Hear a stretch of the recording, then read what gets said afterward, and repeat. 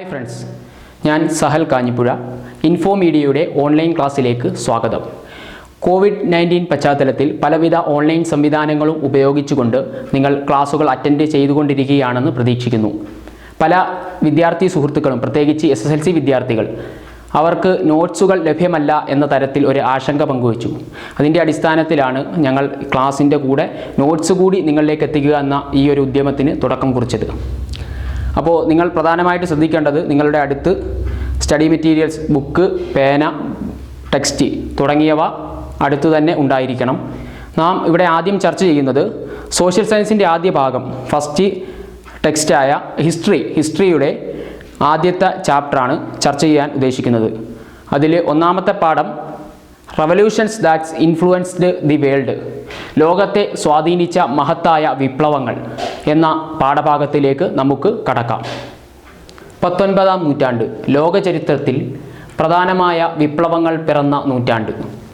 അതിൽ നമുക്ക് പ്രധാനമായും ഈ ചാപ്റ്ററിൽ കൈകാര്യം ചെയ്യാനുള്ളത് അമേരിക്കൻ വാർ ഓഫ് ഇൻഡിപെൻഡൻസ്, അതായത് അമേരിക്കൻ സ്വാതന്ത്ര്യ സമരം, ദി ഫ്രഞ്ച് റവല്യൂഷൻ, ഫ്രഞ്ച് വിപ്ലവം, Latin American revolution, Latin American വിപ്ലവം, Chinese revolution and Russian revolution തുടങ്ങി 5 വിപ്ലവങ്ങളെപ്പറ്റി നാം ഇതിൽ ചർച്ച ചെയ്ത് കഴിയുമ്പോൾ നമ്മുടെ ഈ ഒരു ചാപ്റ്റർ പൂർണ്ണമാകുന്നു. നിങ്ങൾ സ്ക്രീനിലേക്ക് നോക്കൂ. അമേരിക്കൻ വാർ ഓഫ് ഇൻഡിപെൻഡൻസ് ഉണ്ടായത് ഒരു ഘടകം കൊണ്ട് മാത്രമല്ല, ധാരാളം പോയിന്റുകൾ, അതായത് ഈ 5 പോയിന്റുകൾ നിങ്ങൾ മനസ്സിലാക്കുന്നതോടുകൂടി എന്ത് കാരണം കൊണ്ടാണ് അമേരിക്കയിൽ അങ്ങനെ ഒരു സ്വാതന്ത്ര്യ സമരം ഉണ്ടായത് എന്ന് നിങ്ങൾക്ക് മനസ്സിലാകും. First point, against the colonial rule of Britain, ബ്രിട്ടൻ്റെ കോളനി ഭരണത്തിന് എതിരെ നടന്ന ഒരു യുദ്ധമായിരുന്നു, ഒരു സമരമായിരുന്നു American war of independence. Second one, mercantilist law, അതായത് ബ്രിട്ടീഷ് അധികൃതർ അമേരിക്കൻ കോളനിക്ക് മേൽ അടിച്ചുവെച്ച, അവർക്ക് മേൽ ചുമത്തിയ ഒരു വാണിജ്യ നയമായിരുന്നു mercantilist laws. Third point, the first Continental Congress demanded not to impose without the approval of the people. ഒന്നാം കോണ്ടിനെന്റൽ കോൺഗ്രസ് ആവശ്യപ്പെട്ടത് ജനങ്ങളുടെ ഒരു സമ്മതവുമില്ലാതെ ഒരു തരത്തിലുള്ള നികുതികളോ നിയമങ്ങളോ അവർക്ക് മേൽ അടിച്ചേൽപ്പിക്കാൻ പാടില്ല. And fourth point, second continental Congress George Washington elected as the commander-in-chief of the Continental Army. Second continental Congress ആവശ്യപ്പെട്ടു, അതായത് ജോർജ് വാഷിംഗ്ടനെ കോണ്ടിനെന്റൽ ആർമിയുടെ കമാൻഡർ-ഇൻ-ചീഫായി നിയമിച്ചു. ദാറ്റ് ദി ഇൻഡിപെൻഡൻസ്, അമേരിക്കയെ പൂർണ്ണ സ്വാതന്ത്ര്യമാക്കി ഈ തേർഡ് കോണ്ടിനെന്റൽ കോൺഗ്രസ് പ്രഖ്യാപിച്ചതോടുകൂടി യുദ്ധം ബ്രിട്ടനുമായി ആരംഭിക്കുകയാണ്. ഈ 5 പോയിന്റ് നിങ്ങൾ ഈ അമേരിക്കൻ വാർ ഓഫ് ഇൻഡിപെൻഡൻസ് കഴിയുന്നിടം വരെ നിങ്ങളുടെ മനസ്സിലുണ്ടാവണം. നമുക്ക് ഇതിൻ്റെ ഓരോ സബ് ടോപ്പിക്കുകളും എടുത്ത് പരിശോധിക്കാം. ആദ്യമായി മെർക്കാന്റലിസ്റ്റ് law.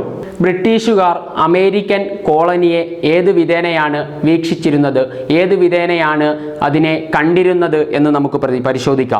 The British treated the American colonies as centres for collecting the raw materials for their industry. തങ്ങളുടെ വ്യവസായങ്ങൾക്കാവശ്യമായ അസംസ്കൃത വസ്തുക്കളുടെ ശേഖരിക്കാനുള്ള ഒരു കേന്ദ്രമായാണ് ബ്രിട്ടീഷുകാർ അമേരിക്കൻ കോളനിയെ കണ്ടിരുന്നത്. And as market for selling their products, കൂടാതെ അത് അവരുടെ ഉൽപ്പന്നങ്ങൾ, ബ്രിട്ടീഷ് ഉൽപ്പന്നങ്ങൾ വിറ്റഴിക്കാനുള്ള കമ്പോളമായും ഇംഗ്ലീഷുകാർ അമേരിക്കൻ കോളനിയെ കണക്കാക്കി. അപ്പോൾ ഇതിൻ്റെ പശ്ചാത്തലത്തിലാണ് മെർക്കാന്റലിസം തുടങ്ങിയ ലോകൾ അവർ അടിച്ചേൽപ്പിക്കുന്നത് അമേരിക്കൻ കോളനിക്ക് മേലിൽ. അപ്പോൾ മെർക്കാന്റലിസത്തിലേക്ക് കടക്കാം.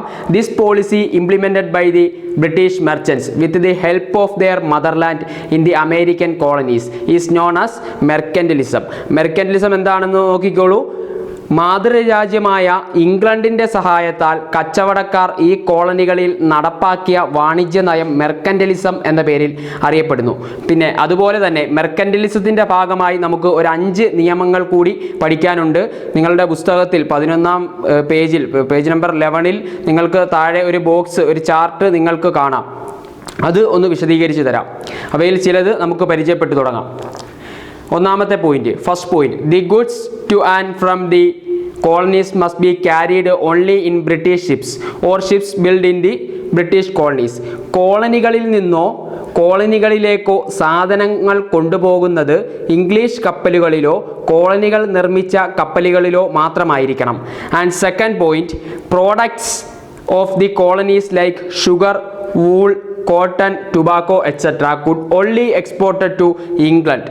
കോളനികളിൽ ഉൽപ്പാദിപ്പിച്ചിരുന്ന പഞ്ചസാര, കമ്പിളി, പരുത്തി, പുകയില തുടങ്ങിയവ ഇംഗ്ലണ്ടിലേക്ക് മാത്രമേ കയറ്റി അയക്കാവൂ എന്ന ഒരു ലോ ഇതിനകത്തിൽ ഉൾപ്പെടുന്നു. Third point, British stamp must be affixed on all legal documents like newspaper, pamphlets, licence etcetera.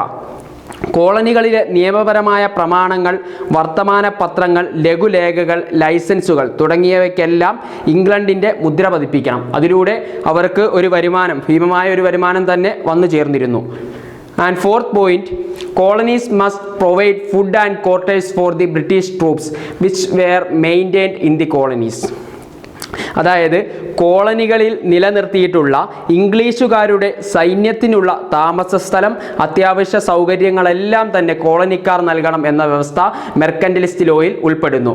And fifth and last point, import tax must be paid for the import of tea, glass, paper etcetera.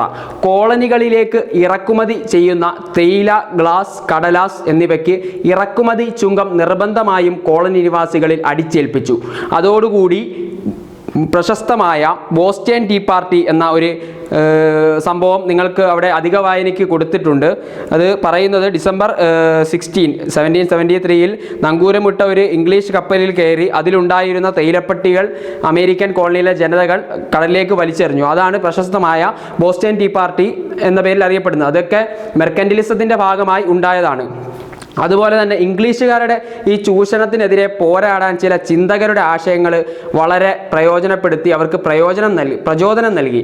ചിന്തകരെയും അവരുടെ ആശയങ്ങളെയും നമുക്കൊന്ന് പരിചയപ്പെടാം.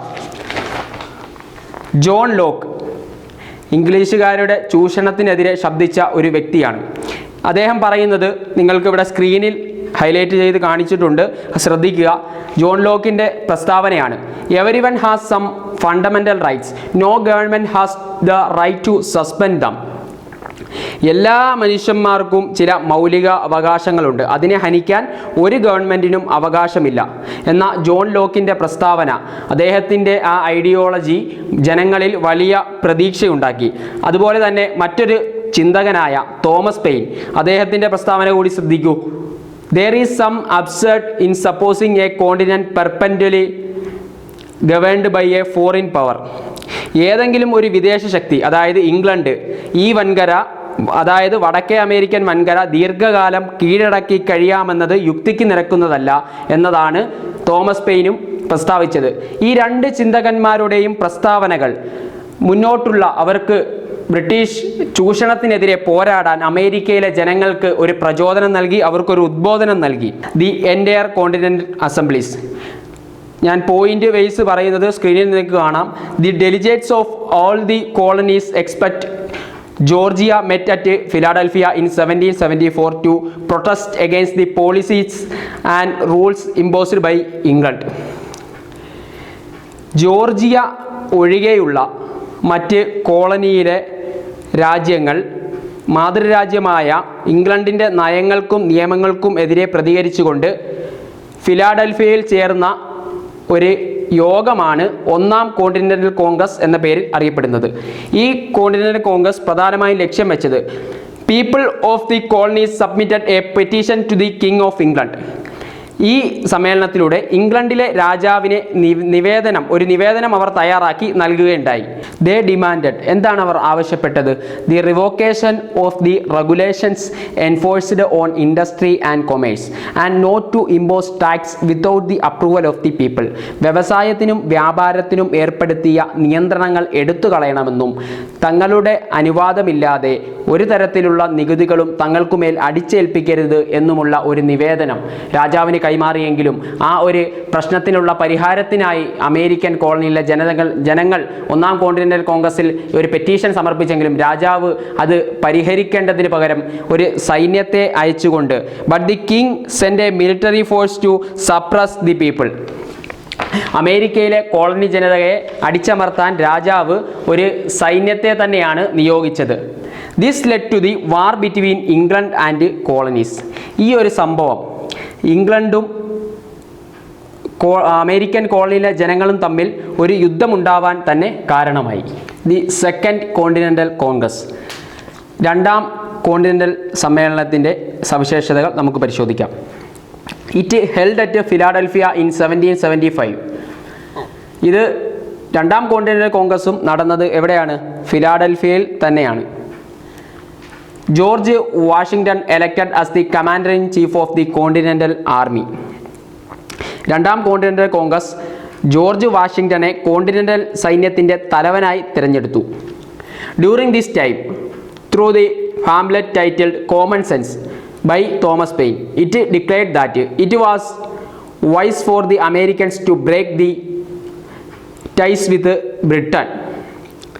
രണ്ടാം continental കോൺഗ്രസിൻ്റെ സമയത്ത് തന്നെ Thomas pain തൻ്റെ common sense എന്ന ലഘുലേഖയിലൂടെ ഇംഗ്ലണ്ടിൽ നിന്ന് വേർപിരിയുകയാണ് അമേരിക്കക്കാരെ സംബന്ധിച്ച് വിവേകപൂർവമായ പ്രവൃത്തിയെന്ന് പ്രഖ്യാപിച്ചു. ഇതോടുകൂടി അമേരിക്കയിലെ ജനങ്ങൾ കോളനി വാഴ്ചയ്ക്കെതിരെ കൂടുതൽ സമരത്തിനായി ഇറങ്ങി. The American Continental Congress issued the famous declaration of independence on 4th July 1776. The declaration was prepared by Thomas Jefferson and Benjamin Franklin. 1776 July 4 American Continental Congress ലോകപ്രശസ്തമായ സ്വാതന്ത്ര്യ പ്രഖ്യാപനം നടത്തി. തോമസ് ജെഫേഴ്സൺ, ബെഞ്ചമിൻ ഫ്രാങ്ക്ലിൻ എന്നിവർ തയ്യാറാക്കിയ സ്വാതന്ത്ര്യ പ്രഖ്യാപനം അറിയപ്പെടുന്നത് ഇങ്ങനെയാണ്. ഡിക്ലറേഷനിലൂടെ സ്വാതന്ത്ര്യം പ്രഖ്യാപിച്ചതോടെ the war between England and the colonies in north America that began with the declaration of freedom. സ്വതന്ത്ര പ്രഖ്യാപനത്തിലൂടെ ഇംഗ്ലണ്ടും അമേരിക്കൻ കോളനികളും തമ്മിൽ ആരംഭിച്ച യുദ്ധം അത് എന്നാണ് അവസാനിച്ചത്? That was ended in 1781. 1781 അവസാനിച്ചു. The treaty of Paris in 1783 England ratified the freedom of 13 colonies.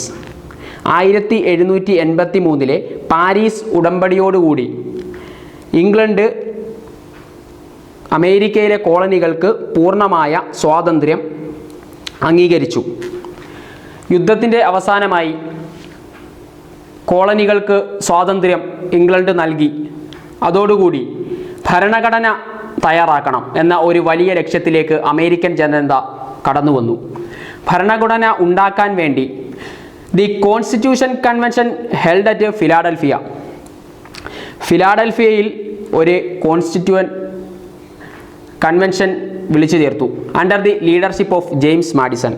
അതിന് നേതൃത്വം നൽകിയത് ജെയിംസ് മാഡിസൺ ആയിരുന്നു. അങ്ങനെ George Washington become the first president of the United States of America. പുതിയ ഭരണഘടനാ പ്രകാരം രൂപീകരിക്കപ്പെട്ട അമേരിക്കൻ ഐക്യനാടുകളുടെ അതായത് USA ആദ്യ പ്രസിഡന്റായി ജോർജ് വാഷിങ്ടൺ തിരഞ്ഞെടുക്കപ്പെട്ടു. ഈ ഒരു ഭാഗത്തു നിന്ന് നമുക്ക് പ്രതീക്ഷിക്കാവുന്ന ഒരു ചോദ്യമാണ്. ഈ കഴിഞ്ഞ SSLC എക്സാമിനും 2020 SSLC എക്സാമിന് ഒരു ചോദ്യമുണ്ടായിരുന്നു. ക്വസ്റ്റ്യൻ ഇട്ടാണ് ചോദിച്ചതെങ്കിലും ആ ചോദ്യം ഇവിടെ ഞാനൊന്ന് വായിക്കാം. Explain the factors that led to the American war of independence. ഏതൊക്കെ കാരണങ്ങൾ കൊണ്ടാണ് അമേരിക്കൻ വാർ ഓഫ് ഇൻഡിപെൻഡൻസ് നടന്നത്? അപ്പോൾ നമുക്ക് അതിനകത്തിൽ ഉൾപ്പെടുത്താനുള്ളത് ആദ്യം മുതലേ പറഞ്ഞു, മെർക്കൻ്റലിസ്റ്റ് ലോ, പിന്നെ ഈ കോണ്ടിനെൻ്റൽ കോൺഗ്രസ് അത് ടച്ച് ചെയ്ത് വേണം അമേരിക്ക ഒരു സ്വാതന്ത്ര്യ സമരത്തിന് ഇംഗ്ലണ്ടിനെതിരെ പോരാടാൻ വേണ്ടിയുള്ള കാരണങ്ങൾ. ആ 2 പോയിന്റുകളിൽ നിർത്തി വേണം നിങ്ങൾ ആ എസ്സയ്ക്ക് 6 മാർക്കിൻ്റെ ആണ് അതിന് എഴുതി തുടങ്ങാൻ. അപ്പോൾ അമേരിക്കൻ സ്വാതന്ത്ര്യ സമരം കഴിഞ്ഞു. അമേരിക്കയിൽ നിലനിന്നിരുന്ന ആ വ്യവസ്ഥിതിയെ മാറ്റിമറിക്കാൻ ആ സ്വാതന്ത്ര്യ സമരത്തിന് കഴിഞ്ഞതെന്നുള്ളതിൽ ഒരു സംശയവുമില്ല. ഇത് പിൽക്കാലത്ത് ഉണ്ടാക്കിയ മാറ്റങ്ങൾ ഇല്ലെങ്കിൽ അമേരിക്കൻ സ്വാതന്ത്ര്യ സമരം അതിൻ്റെ ഫലങ്ങൾ എന്തൊക്കെയാണ് എന്ന് നമുക്ക് പരിശോധിക്കാം. Results of American war. First point, gave direction and motivation to the later freedom struggles and revolutions all over the world. പിൽക്കാല സ്വാതന്ത്ര്യ സമരങ്ങൾക്കും വിപ്ലവങ്ങൾക്കും ഇത് വലിയ പ്രചോദനവും ലക്ഷ്യബോധവും നൽകി. പിൽക്കാല സ്വാതന്ത്ര്യ സമരം എന്ന് പറയുമ്പോൾ അമേരിക്കൻ സ്വാതന്ത്ര്യ സമരത്തിന് ശേഷമാണ് പിൽക്കാല സ്വാതന്ത്ര്യ സമരം. നമ്മുടെ ഇന്ത്യയുടെ സ്വാതന്ത്ര്യ സമരത്തിൽ പോലും അമേരിക്കയുടെ ഈ ഒരു സ്വാതന്ത്ര്യ സമരം പ്രചോദനം നൽകി എന്നുള്ളത്. Second point, put forward the concept of Republican form of government. Republic ഭരണ രീതി എന്ന ഒരാശയം വന്നത് അമേരിക്കൻ സ്വാതന്ത്ര്യ സമരത്തോടു കൂടിയാണ്. Third point, prepared the first written constitution.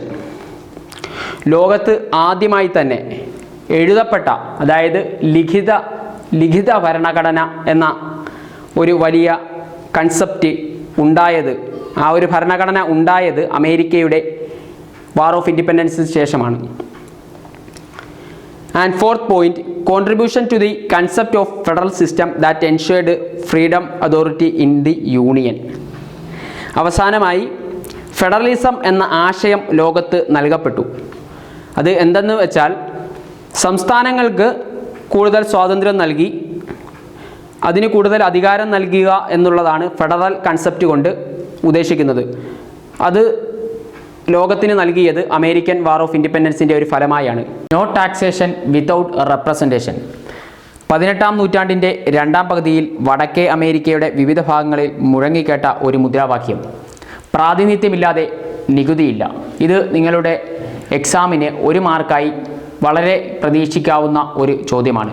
കൂടാതെ അമേരിക്കൻ സ്വാതന്ത്ര്യ സമരത്തിൻ്റെ കാലഘട്ടം, അതിൻ്റെ കാരണങ്ങൾ, നേതാക്കൾ, സ്വാധീനിച്ച ആശയങ്ങൾ, ഫലങ്ങൾ തുടങ്ങിയവ നാം ഇതിൽ പ്രതിപാദിച്ചിട്ടുണ്ട്. ഇന്ന് നാം ചർച്ച ചെയ്ത വിഷയം നല്ല രീതിയിൽ തന്നെ മനസ്സിലായി എന്ന വിശ്വാസത്തോടെ അടുത്ത ക്ലാസ് വരെയും ഇന്ന് തന്ന നോട്ട്സുകൾ പരമാവധി പ്രയോജനപ്പെടുത്തിക്കൊണ്ട് മുന്നോട്ട് പോവുക. ഒഴിവ് സമയങ്ങളൊക്കെയും അത് പ്രയോജനപ്പെടുത്തി മുന്നോട്ടുള്ള ക്ലാസ്സുകളിലേക്ക് പ്രിപ്പയർ ആവുക. ഇന്നത്തെ ക്ലാസ്സിൽ നിങ്ങൾക്കുള്ള സംശയങ്ങൾ കമൻറ്റ് ബോക്സിൽ രേഖപ്പെടുത്തുക. ചുവടെ വാട്സപ്പ് നമ്പറും ചേർക്കുന്നതായിരിക്കും. അപ്പോൾ എല്ലാവിധ ആശംസകളും പ്രാർത്ഥനകളോടെ നിർത്തുന്നു.